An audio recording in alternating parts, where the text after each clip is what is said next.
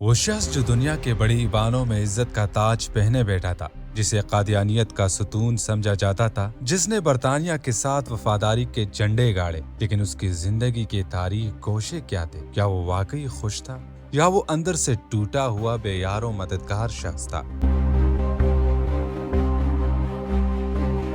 چودھری ظفر اللہ خان، جسے دنیا نے ایک کامیاب سیاستدان کے طور پر جانا، لیکن اس کی ذاتی زندگی میں کیا ہو رہا تھا؟ ایک ایسی داستان جو کبھی آپ نے نہ سنی ہوگی اور نہ ہی کبھی کسی نے بتائی ہوگی، ایک ایسی حقیقت جو تاریخ کے صفحات میں چھپائی گئی۔ کیا وہ اپنے خاندان کو برباد کرنے والا تھا؟ کیا اس کی تمام دولت اور طاقت بھی اسے وہ سکون نہ دے سکی جس کی وہ زندگی بھر تلاش میں رہا؟ یہ کہانی ہے عزت، وفاداری، دھوکے اور غم کی۔ چودھری ظفر اللہ خان کی زندگی کے وہ پہلو جو کبھی دنیا کے سامنے نہیں آئے۔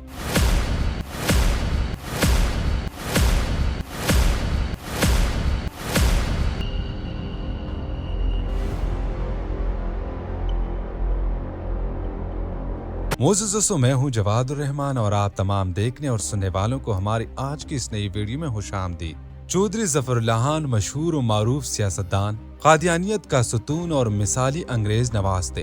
وہ برٹش سامراج کی غلامانہ خدمات اور ان کے خودکاشتہ پودے قادیانی مذہب کے سرگرم رکن ہونے کے باعث دینوی ترقی کی منازل بہت تیزی سے طے کرتے چلے گئے۔ اکثر لوگ سمجھتے ہیں، خاص طور پر قادیانی حضرات تو ان کی بظاہر شاندار زندگی اور بڑے عہدوں پر تعیناتی کو قادیانی مذہب کی حقانیت پر دلیل قرار دیتے ہیں، لیکن حقیقت اس کے بالکل برعکس ہے۔ سر ظفر اللہ کی بظاہر شاندار زندگی اندر سے بالکل کوکلی اور عبرتناک تھی۔ ان کو ساری عمر گھریلو سکون نصیب نہ ہوا۔ معزز دوستو، سر ظفر اللہ 1893 میں پیدا ہوئے۔ ان کے والد مرزا غلام احمد سے متاثر تھے اور قادیان آتے رہتے تھے۔ ظفر اللہ بھی کبھی کبھار ان کے ساتھ قادیان جانے لگے۔ حکیم نور الدین کی دوربین نظر نے لڑکے کی صلاحیتوں کو بانپ لیا اور ان کے والد کو خط لکھا کہ بیٹی کی بیعت کرا دو۔ اس کے خط کے پیش نظر ستمبر 1907 میں مرزا غلام احمد کے ہاتھ پر بیعت کر لی۔ ابتدائی تعلیم مشن سکول سیالکوٹ میں حاصل کر کے 1911 میں گورنمنٹ کالج سے گریجویشن کیا۔ 1911 سے 1914 تک کنگز کالج کیمبرج انگلینڈ میں پڑھے اور بیرسٹری پاس کی۔ نیز انگلستان، سوئٹزرلینڈ اور جرمنی کا سفر بھی کیا۔ ان حالات سے معلوم ہوتا ہے کہ ظفر اللہ بچپن سے ہی مشن سکول، قادیانیت اور برٹش سامراج کے جال میں پھنس گئے۔ نو عمری میں ہی انگلینڈ میں انہیں اپنی خاص نگرانی میں انگریزوں نے اعلیٰ تربیت دی اور پھر ساری عمر اس لڑکے کی عقل، علم، ہوشیاری اور صلاحیتوں کو جس طرح چاہا استعمال کیا۔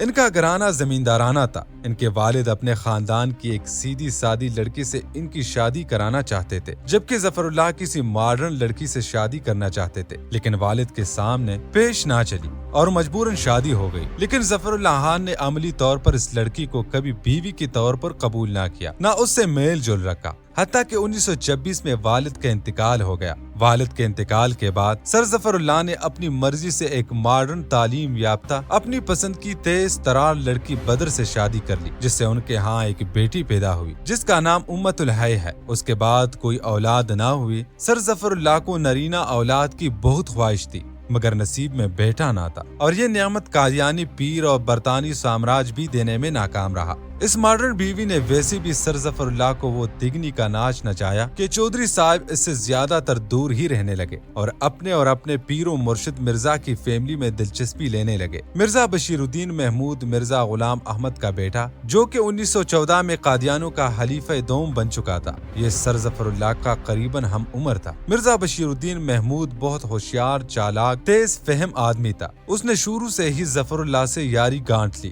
ظفر اللہ کا بھی گھریلو چپقلش کے باعث اپنے گھر دل نہ لگتا تھا، اس لیے اپنے پیر کے لڑکے لڑکیوں میں دلچسپی لینے لگ گئے۔ یہ دلچسپی اتنی بڑھ گئی کہ بیرونی ملک سے پاکستان واپسی پر اپنی گھر کے بجائے مرزا محمود کے گھر ہی قیام کرتے۔ ادھر ان کی بیوی والدہ امت الحی ان کی عدم توجیہی سے شاکی رہنے لگی۔ بعد میں اس نے ظفر اللہ سے علیحدگی اختیار کر لی اور مشہور قادیانی سرمایہ دار شاہ نواز سے شادی کر لی۔ اس کی ایک وجہ یہ بھی ہو سکتی ہے کہ ظفر اللہ کا بشرا ربانی ایک فلسطینی سے شادی کا سلسلہ بن رہا تھا، جو ان کی بیوی بیوی پر گراں گزرا ہو۔ جب سابقہ بیوی نے شاہنواز سے شادی کر لی تو ظفر اللہ نے، جو شاید اسی موقع کے منتظر تھے، فوراً فلسطینی خوبرو دوشیزہ بشرا ربانی سے شادی رچا لی۔ معزز دوستو، ظفر اللہ اس وقت 70 برس کے پیٹھے میں تھے اور بشرا ربانی نو عمر دوشیزہ تھی۔ اس شادی پر مرزا غلام احمد کے صاحبزادے مرزا بشیر احمد نے قادیانی آرکن الفضل میں مضمون شائع کیا، جس میں اس شادی پر بڑی خوشی کا اظہار کیا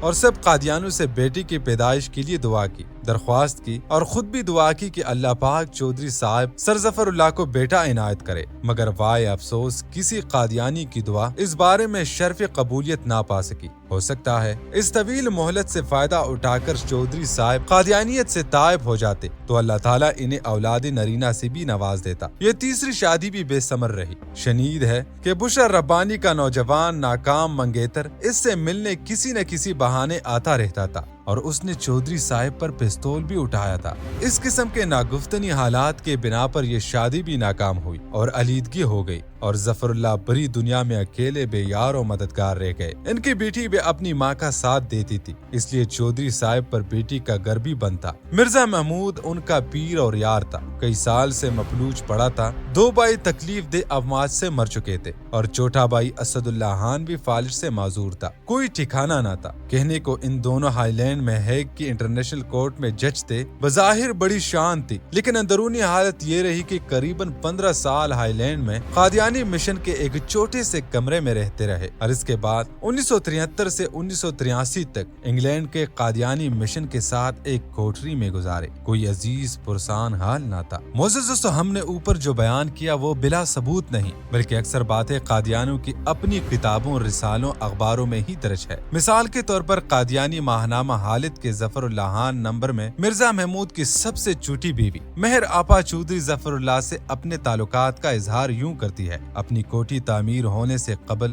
جب کبھی آپ مرزا محمود سے ملاقات کے لیے آتے اور مرکزی سلسلہ میں قیام فرماتے تو اپنے جس گھر میں مرزا محمود کی باری ہوتی، مرزا محمود کی کئی بیویاں تھی، ہر بیوی کے گھر باری باری جاتے، آپ بھی اسی گھر کے مہمان شمار ہوتے۔ جب کبھی مجھے آپ کی میزبانی کا موقع ملتا تو میں آپ کی بیماری کے پیش نظر مناسب آزار تیار کرواتی۔ ایک دفعہ آپ نے محمود مرزا کو کہا کہ مہر آپا میرے کھانے کا بہت تکلف سے اہتمام کرتی ہے۔ دوران سفر وینس اٹلی پہنچے، چودھری صاحب نے تمام سامان اپنے کندھوں پر اٹھا کر کار سے گنڈولے تک پہنچایا۔ معزز دوستو، بیویوں کو پتا تھا کہ ظفر اللہ ساتھ ہے، خود ہی سامان اٹھاتا پھرے گا۔ وہ چودھری ظفر اللہ اپنے حبیب مرزا محمود کے عشق و محبت میں اپنی ذات سے بے نیاز ہو کر سب کام کرتے رہتے تھے۔ معزز دوستو، قادیانی خلیفہ مرزا محمود نے ظفر اللہ کے ساتھ کیا کیا کہ اسے گھر بار سے متنفر کر کے اپنی ذات کے لیے اس سے نوکر چاکر کی طرح کام لیا اور ذاتی فائدے کے لیے اپنی فیملی کی مستورات تک اس کے سپرد کر دیا اور ظفر اللہ کی صلاحیتوں سے بھرپور فائدہ حاصل کیا اور اس سے قادیانی مذہب کے لیے عالمی مبلغ کا کام لیا اور دنیا میں کئی جگہ ظفر اللہ کے ذاتی حج سے مشن ہاؤس تعمیر کروائے۔ اس سے ساری دولت وصیت نامے کے ذریعے قادیانی مشن یعنی مرزا قادیانی کی آل اولاد جس کی وارث ہے کے نام لکھوا لی۔ معزز و بعض اور بے شمار نامور مسلمان ہستیاں قادیانی تحریک سے متاثر ہوئی، لیکن اپنی خداداد، ذہانت اور بصیرت کے باعث وہ جلد ہی قادیانیت کے جال سے نکل گئے۔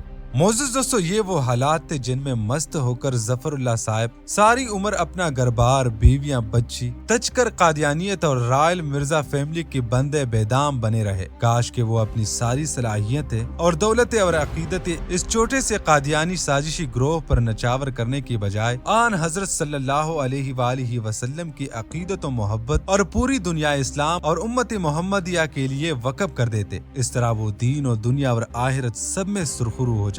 مگر انہوں نے سمندر کی ویل بننے کی بجائے کوے کا مینڈک بننے کو ترجیح دی اور بہم صلاحیت و عقل و دانش گھریلو زندگی میں بھی نامرادی میسر آئی اور جس تحریک کے لیے تن من دن حتیٰ کہ اپنا مذہب دین اسلام چھوڑ بیٹھے تھے، اس کا بھی مرنے سے پہلے حسرت ناک انجام دیکھ لیا اور موت ایسے عبرتناک حالات میں ہوئی کہ غیر مسلم قرار پا چکے تھے اور ان کا پیر و مرشد فرار ہو کر اپنی ولی نعمت ملکہ کی آغوش میں لندن پناہ لے چکا تھا۔ معزز دوستو، یہ تھی ہماری آج کی ویڈیو۔ اگر آپ سب کو پسند آئی ہو تو پلیز اسے لائک کریں، شیئر کریں، کمنٹ کریں اور مزید ایسی ویڈیوز کے لیے ہمارے چینل اینٹیکوٹی ایوینیو کو سبسکرائب کرنا نہ بھولیے گا۔ شکریہ، اللہ نگہبان۔